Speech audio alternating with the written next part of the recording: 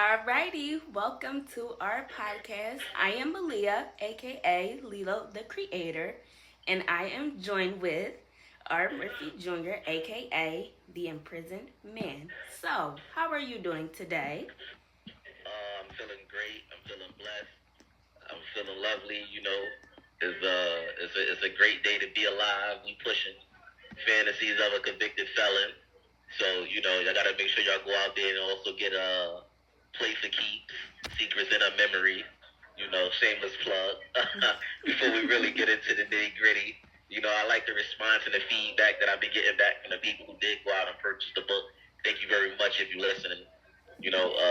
Thankfully, people out there, still supporting, paperback, although it's available on ebook on all book reading platforms. Um, but other than that, it's a blessing. I'm blessed to be here. How you feeling today? I am feeling good today. So, tonight we are discussing one of the most shocking and controversial international stories in recent history: the reported capture of Venezuelan President Nicolas Maduro and his wife Celia Flores during a United States military operation publicly connected to Donald Trump. This story has sparked debates worldwide involving politics, military power, international law, corruption, sovereignty, media influence, and America's role in foreign governments. Whether people support the operation or strongly oppose it, one thing is undeniable: this event changed the global conversation overnight. Now, before we get into the operation itself, it is important to understand who Nicolas Maduro is and why he has been such a controversial figure internationally for years now. Maduro became president of Venezuela in 2013 after the death of Hugo Chavez, who led Venezuela through a socialist political movement known as the Bolivarian Revolution. Chavez was extremely popular among many poor Venezuelans because he used the country's oil wealth to fund social programs. However, critics argued that his administration weakened democratic institutions and damaged Venezuela's economy over time. When Maduro took power, Venezuela's problems intensified dramatically. The country experienced one of the worst economic collapses in modern history. Inflation skyrocketed. Food shortages became common. Millions of Venezuelans fled the country. Hospitals struggled to function. Basic supplies became difficult to access. At the same time, Maduro's government faced accusations of corruption, election manipulation, suppression of political opposition, and human rights abuses. Despite international criticism, Maduro maintained support from key allies, including parts of Venezuelan military, along with countries such as Russia, China, Cuba, and Iran. The United States government, especially during Donald Trump's presidency, took an extremely aggressive stance toward Maduro. Trump repeatedly referred to Maduro as a dictator and imposed heavy economic sanctions against Venezuela. The U.S. also recognized opposition leader Juan Guaido as the legitimate leader of Venezuela in 2019, further escalating tensions between Washington and Caracas. Then came the narcotics accusation. For years, U.S. officials alleged that members of Maduro's inner circle were involved in international drug trafficking operations. American prosecutors accused Venezuelan officials of helping move cocaine through Latin America and into the United States. Maduro himself denied these accusations and claimed they were politically motivated attempts to remove him from power. According to the reports that surfaced in early 2026, American intelligence agencies had been secretly building a major operation behind the scenes for months, possibly even years. Sources claim that the CIA, along with military intelligence agencies, developed a plan focused on capturing Maduro directly instead of simply pressuring him economically or diplomatically. Then came the operation itself. In the early morning hours, explosions reportedly rocked parts of Caracas, Venezuela's capital city. Witnesses described hearing aircrafts overhead, gunfire, and military movement throughout the area. Reports stated that American aircrafts targeted strategic military facilities connected to Maduro's government. Some outlets claim more than 100 aircrafts participated in the broader mission, including fighter jets, electronic warfare planes, and helicopters carrying special operations forces. According to reports, elite American forces entered a fortified compound where Maduro and his wife, Celia Flores, were allegedly staying under heavy security protection. Intelligence resources claim Maduro attempted to retreat deeper into the compound before eventually surrendering. Flores was also detained during the operation. Almost immediately after the news broke, the world exploded with reactions. Donald Trump publicly praised the operation, framing it as a major victory against corruption and what he called narco-terrorism. Supporters of the mission argued that Maduro had spent years destroying Venezuela while allegedly enabling criminal organizations. Some people viewed the capture as justice finally catching up with the leader they believed had caused massive suffering. Others, however, saw something completely different. Critics around the world called the operation a dangerous violation of international law. Governments across Latin America questioned whether the United States had legal right to conduct military actions inside another sovereign nation without United Nations authorization. Countries including Cuba and others strongly condemned the operation, accusing the U.S. of acting like a global police force. This is where the story becomes larger than just Maduro or Trump. This situation reopened old wounds throughout Latin America regarding American intervention in foreign governments. Historically, the United States has been involved in multiple operations throughout Latin America during the Cold War and beyond, some openly, some covertly. In countries like Chile, Panama, Guatemala, Nicaragua, and others, the U.S. has either supported coups, military actions, or political interference at different points in history. So for many people, the capture of Maduro was not viewed as an isolated incident. They saw it as a part of a long historical pattern of an American involvement in Latin American politics. Supporters of the operation strongly rejected that criticism. They argued that Maduro was not simply a political leader, but someone accused of major criminal activity and authoritarian rule. To them, the operation represented strength, accountability, and direct action against corruption. Another major issue people debated was whether the operation would actually help Venezuela. Removing a leader does not automatically stabilize a country.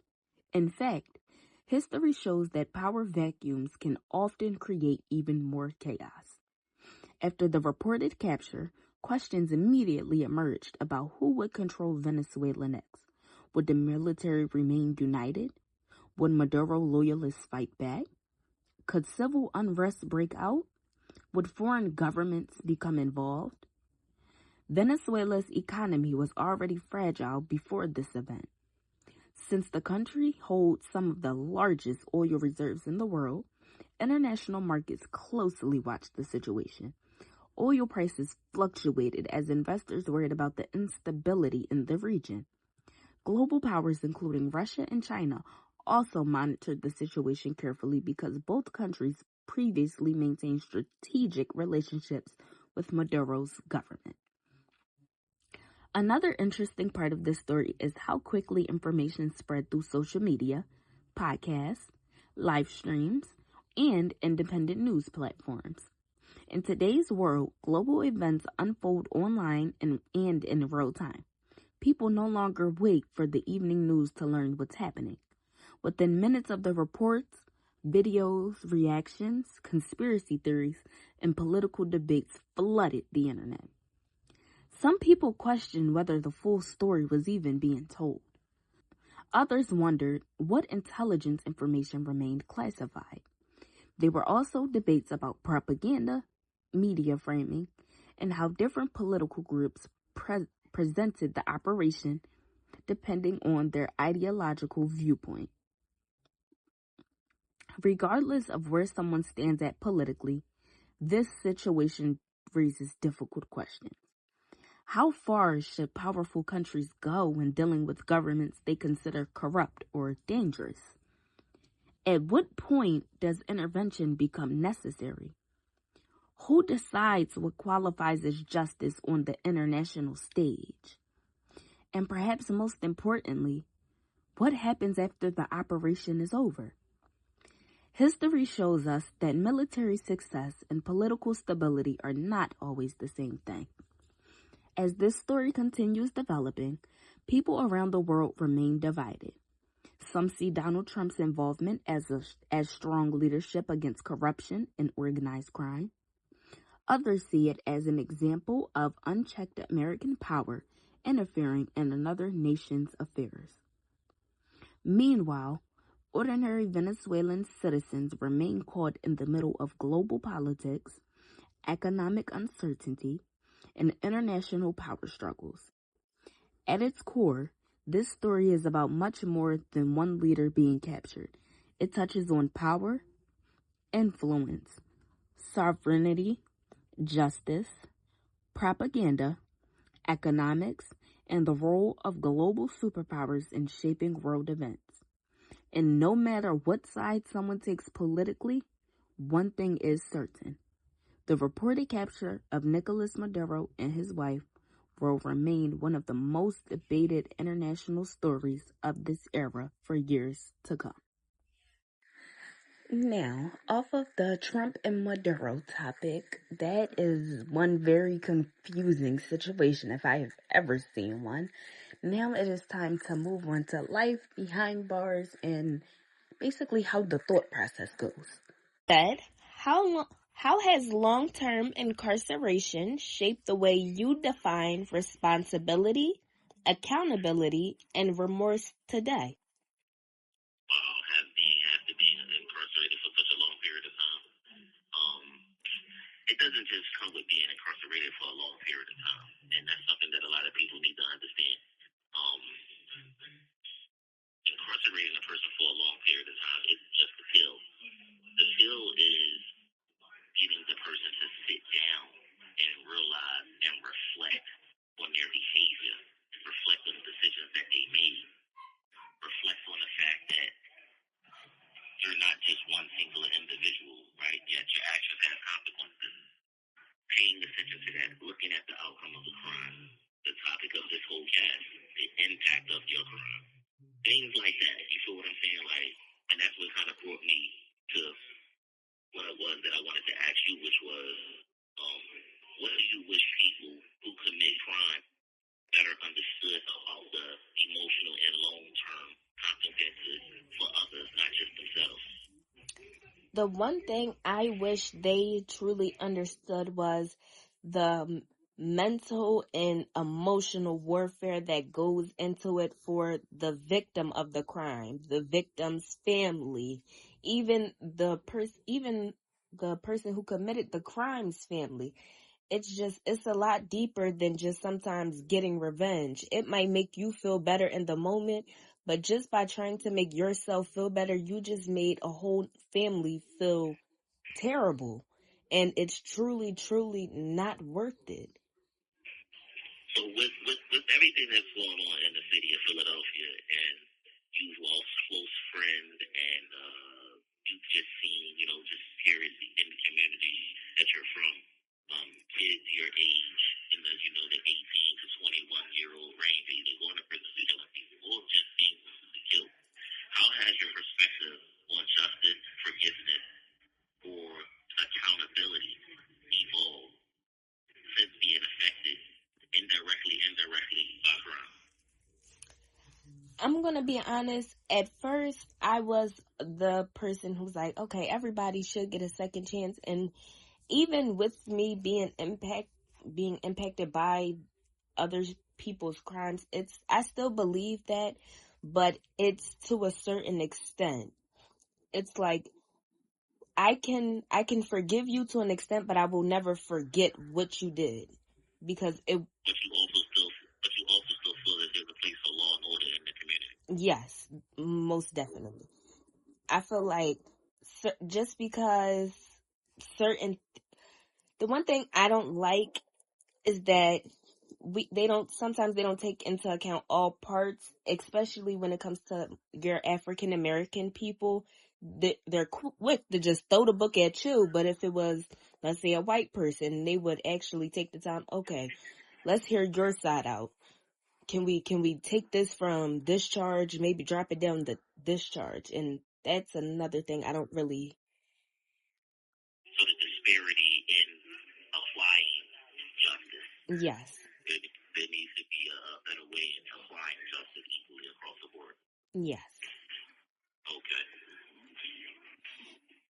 In what ways do you think your absence has affected not only your family, but your community, and how do you process that impact now? What ways? In so many ways. There's so many ways, right? Like, you have to run out of ways of naming it. Your actual presence, right? Your actual mental capacity, your emotional capacity, right? Your actual physical strength, your potential, right? So you could be a great asset to not only your family. I have nieces, I have nephews that have grown up with me and have grown up without me for the past 22 years. And a lot of them didn't have strong father figures in their homes, nor did they have older brothers to look up to. So they suffered in that way. Then I have, a mother and father. I lost my mother and father during the course of the 22 years I was in prison, right? Then I have sisters and brothers and aunts and uncles, right? I have aunts that I have lost that passed away since I've been in prison, uncles that passed away since I've been in prison. I have cousins who could have, benefited from my positive presence in their life. Then we talk about the greater part of it, which is, the community. I could have been a great asset in my community. I've tried an example as to say, this is what I used to do, and this is what you shouldn't do, and this is what happens if you do it. You know what I'm saying? I could have been that mentor or that big brother figure for a lot of guys or young ladies in my community. So my community suffered and missed out in that way. You know what I'm saying? And that's why I was, coming to what it was, what I was asking you, which was, what would meaningful repair or healing look like for you and others like you who are impacted by crime directly or indirectly? If anything, what type of help could address the impact of crime and had on, the community at large and victims and their families? Honestly, I feel like more resource centers, whether that's gun prevention, more after school programs, because like you say all the time, you can't tell somebody to take something out of their hands and not give them something to replace it with. So we don't want the kids to have guns, drugs, but start doing after school programs, the STEM projects, reading, maybe going, even if you are angry with somebody, resort back to fighting, if anything, even though no violence, still no violence at all. But do what is pleasing in the eyes of the Most High at all times, and you can't go wrong. Things will go wrong, but what you have to understand is the pen has been lifted, the ink is dry. What is written and what it will be, will be. What the Most High has for you is for you. What you got for the people, Lila? Alrighty, I just want to say thank you guys for tuning in to our podcast episode. Yeah. Also,